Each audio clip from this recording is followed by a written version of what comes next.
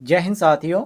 स्वागत है आप सभी का सत्य एक्सीलेंट यूट्यूब चैनल पे। साथियों, आज की डेट में हम बात करने वाले हैं आईटीआई सेकेंड ईयर के परीक्षा में पूछे गए प्रश्नों को लेकर। जी हाँ, जितने भी छात्र आज की डेट में गए थे एग्जाम देने, उसके अंतर्गत जो भी यहाँ पे क्वेश्चन पूछा गया था, जो भी प्रश्न यहाँ पे छात्रों ने मुझे बताया व्हाट्सएप के माध्यम से, वो सारे प्रश्न मैं आपको यहाँ पे स्क्रीन पर दिखाने वाला हूँ और हर एक प्रश्न का उत्तर भी आपको बताने वाला हूँ। तो जितने भी छात्र अभी तक एग्जाम नहीं दिए, एग्जाम उनका होने वाला है, आप यहाँ पे क्वेश्चनों को देखकर अंदाजा लगा सकते हैं किस तरह के एग्जाम में क्वेश्चन पूछे जा रहे हैं। जैसे आपके सामने पहला प्रश्न है, किस प्रकार का लोड जी श्रेणी एमसीबी द्वारा संरक्षित है। एमसीबी मतलब मिनिएचर सर्किट ब्रेकर, और इसके द्वारा यहाँ पे संरक्षित है, इसको लेकर ये प्रश्न पूछा जा रहा है। तो ये आपका एयर कंडीशनर। जी हाँ, जितने भी छात्र यहाँ पे सी ऑप्शन मारे उनका बिल्कुल सही है। ओवन गलत होगा, गीजर भी गलत होगा, सामान्य प्रकाश व्यवस्था भी गलत होगा। केवल आपका यहाँ पे सी ऑप्शन जो है ये करेक्ट आंसर हो जाएगा। आगे देखिए, अगले प्रश्न में पूछा गया था, नियंत्रण सर्किट में सर्किट ब्रेकर के ब्रेकिंग ऑपरेशन में रिले का कार्य क्या है। जहां पहला ऑप्शन था दोष मात्रा को सेंसर करना, बी ऑप्शन है ब्रेकर की स्थिति का विश्लेषण, सी ऑप्शन है गलती के मामले में स्पीड को नियंत्रित करना, और डी ऑप्शन है ब्रेकर संचालित करने के लिए दोष की स्थिति की व्याख्या करना। तो इसमें यहाँ पे आपका जो डी देखने को मिल रहा है, ब्रेकर संचालित करने के लिए दोष की स्थिति की व्याख्या करना, ये बिल्कुल सही है। क्योंकि कंट्रोल सर्किट में क्या है कि सर्किट जो ब्रेकर होते हैं उसमें जो ब्रेकिंग ऑपरेशन होता है उसमें रिले का काम यही होता है, दोष की स्थिति की यहाँ पे इंडिकेट करके वहाँ पे दिखाने का काम करना। तो ऑप्शन आपका यहाँ पे डी करेक्ट आंसर हो जाएगा। आगे बढ़ते हैं, अगले प्रश्न में पूछा गया था, सर्किट ब्रेकर की टूटने की क्षमता का मूल्यांकन कैसे किया जाता है। जैसे कि केवी में किया जाता है, या केडब्ल्यू में किया जाता है, या एमवीए में किया जाता है, या केवीएआर में किया जाता है। तो साथियों, ये जो आकलन किया जाता है हमेशा ध्यान रखिएगा एमवीए में किया जाता है। जी हाँ, यहाँ पे आपका सही हो जाता है ऑप्शन सी करेक्ट आंसर।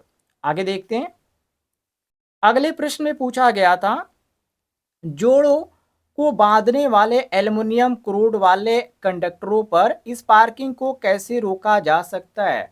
तो स्पार्किंग को रोकने का एक ही यहाँ पे तरीका है, जिसको बोला जाता है बांधने वाले घुमावों को कसकर रखना। जी हाँ, making bending turns very right, मतलब बांधने वाले घुमावों को कसकर रखना। इसका सबसे यहाँ पे आसान तरीका इसको माना जाता है। इससे क्या होता है कि जो स्पार्किंग होती है, जो लाइट होती है, उसको रोका जा सकता है स्पार्किंग के माध्यम से, जो लाइट होती है उसको।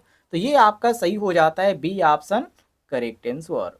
आगे देखिए, अगले प्रश्न में पूछा गया था, ओवरहेड लाइनों पर उपयोग किए जाने वाले कंडक्टर का नाम क्या है। जैसे कि ACSR, या एल्युमिनियम, या जस्ताकृत लोहा, या कठोर तांबा।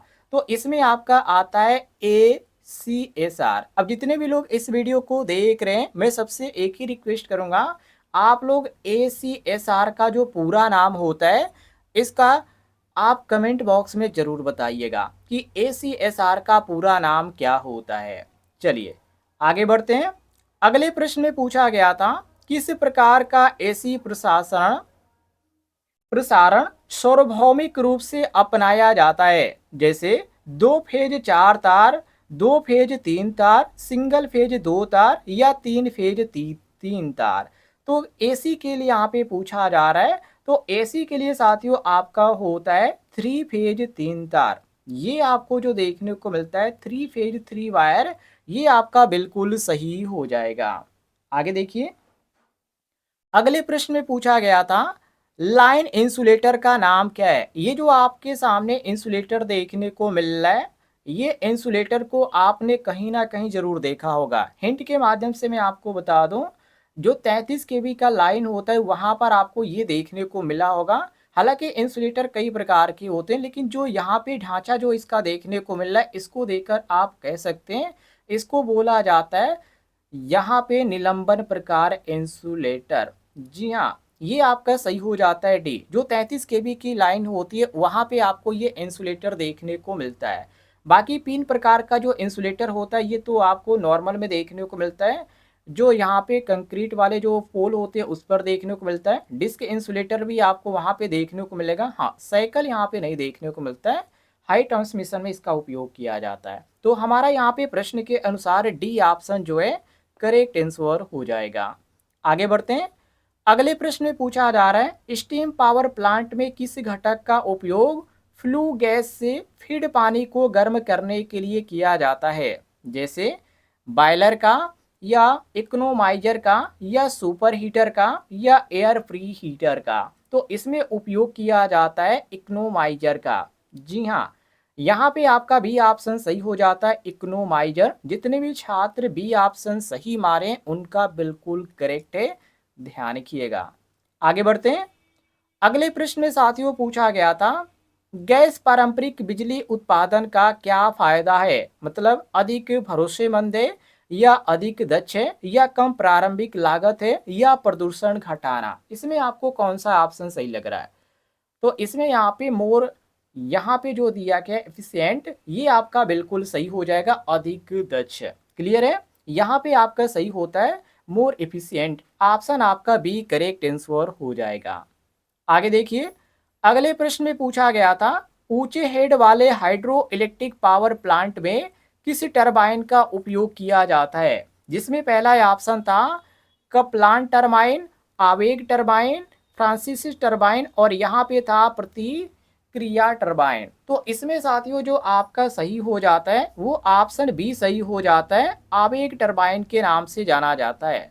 जितने भी छात्र यहाँ पे ए ऑप्शन मारे हैं, सॉरी बी ऑप्शन मारे हैं, उनका बी ऑप्शन बिल्कुल करेक्ट आंसर होगा। आगे देखते हैं।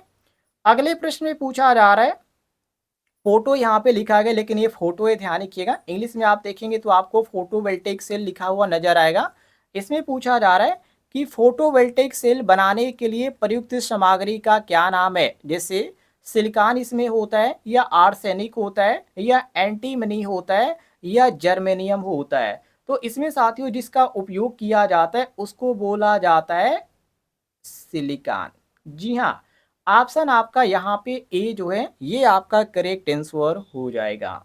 नेक्स्ट क्वेश्चन देखिए, जिसमें पूछा जा रहा है कि हाइड्रो इलेक्ट्रिक प्लांट की योजनाबद्ध व्यवस्था के घटक में एक्स को नाम दे। जो यहाँ पे इंडिकेट किया जा रहा है एक्स के रूप में, इसका नाम पूछा जा रहा है, इसको किस नाम से जाना जाता है? तो इसको साथियों बोला जाता है सर्ज टैंक। जी हाँ, सर्ज टैंक बोला जाता है, जो कि यहाँ पे आपको बी ऑप्शन देखने को मिलता है, बिल्कुल करेक्ट आंसर बी ऑप्शन आपका यहाँ पे सही हो जाएगा। आगे देखिए। अगले प्रश्न में पूछा जा रहा है सेल को लोड करने के दौरान क्या प्रभाव पड़ता है? धारा शक्ति गिर जाती है और शून्य हो जाती है, जैसे इसको बकलिंग दोष बोला जाता है या ध्रुवीकरण बोला जाता है या स्थानीय क्रिया बोला जाता है या अमलगन बोला जाता है। तो इसको साथियों बोला जाता है ध्रुवीकरण। जी हाँ, यहाँ पे आपका सही हो जाता है बी ऑप्शन आपका करेक्ट आंसर ध्रुवीकरणीय। क्लियर है? बी ऑप्शन आपका सही हो जाएगा। आगे देखते हैं। अगले प्रश्न में पूछा जा रहा है इन्वर्टर का कार्य कौन सा है, जैसे एसी वोल्टेज को डीसी वोल्टेज में परिवर्तित करना या डीसी वोल्टेज को एसी वोल्टेज में परिवर्तित करता है या सी ऑप्शन है डीसी वोल्टेज को उच्च डीसी वोल्टेज में परिवर्तित करता है या एसी वोल्टेज को उच्च एसी वोल्टेज में परिवर्तित करता है। तो इसमें साथियों आपका सही हो जाता है बी ऑप्शन, ये क्या करता है, हमेशा डीसी वोल्टेज को एसी वोल्टेज में परिवर्तित करता है। ध्यान देखिएगा, बहुत ही कंफ्यूजन टाइप के ऑप्शन यहाँ पर देखने को मिल रहे हैं, तो ये आपका बी ऑप्शन यहाँ पे सही हो जाएगा। आगे देखिए। अगले प्रश्न में पूछा जा रहा है कि आवृत्ति कन्वर्टर कौन सा है, जैसे रेक्टिफायर हो गया या डीसी चॉपर हो गया या साइक्लो कन्वर्टर्स हो गया या डीसी से एसी कन्वर्टर्स हो गया। तो इसमें साथियों आपका सी ऑप्शन जो दिया गया है ये बिल्कुल सही हो जाएगा, जिसको हम साइक्लो कन्वर्टर्स के नाम से जानते हैं, क्योंकि आवृत्ति कन्वर्टर जो है यही है जिसको हम साइक्लो कन्वर्टर्स के नाम से जानते हैं। क्लियर है? सी ऑप्शन आपका करेक्ट आंसर हो जाता है। आगे बढ़ते हैं। अगले प्रश्न में पूछा जा रहा है कि आर्मेचर और फील्ड नियंत्रित ड्राइव में नियत टार्क कैसे पैदा किया जा सकता है, जैसे फील्ड करंट को कम करके या फील्ड करंट बढ़ाकर या आर्मेचर करंट को कम करके या आर्मेचर वोल्टेज को नियंत्रित करके। तो साथियों इसको जो हम बढ़ा सकते हैं केवल आर्मेचर वोल्टेज को नियंत्रित करके। जी हाँ, by controlling the armature voltage, जो कि यहाँ पर बी ऑप्शन लिखा गया है, ये आपका बी ऑप्शन जो है करेक्ट आंसर हो जाएगा।